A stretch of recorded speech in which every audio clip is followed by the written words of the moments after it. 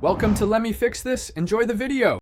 In this video, I will explain how to play Guitar Hero on PCSX2. We will begin by gathering all the essential software and hardware you will need. Next, I will guide you through the installation and configuration of the PCSX2 emulator itself. Then, we will set up your guitar controller for an authentic experience. Finally, I will share some helpful tips for troubleshooting any common issues you might encounter along the way, ensuring smooth gameplay. To start, you will need a few key items. First, download the PCSX2 emulator, which is the program that runs PlayStation 2 games on your computer. You will also need a PlayStation 2 BIOS file, which acts like the console's operating system. Next, obtain a Guitar Hero game ISO file, which is essentially a digital copy of the game disc.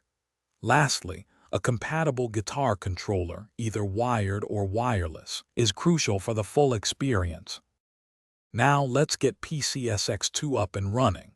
After installing the emulator, place your BIOS file into the correct folder, usually found within the PCSX2 directory. Then, open PCSX2 and configure the graphics and sound plugins. These settings greatly impact visual and audio quality. Next, navigate to the CD/VD menu to load your Guitar Hero ISO file. Finally, fine-tune the emulation settings to ensure smooth performance tailored to your computer's power. The final step is setting up your guitar controller. Open the LilyPad plugin within PCSX2 and carefully map each button, the 5-fret buttons, the strum bar, and any other necessary controls. It is vital that these are assigned correctly for accurate gameplay. Experiment with the audio and video latency settings to achieve perfect synchronization, preventing any noticeable delay.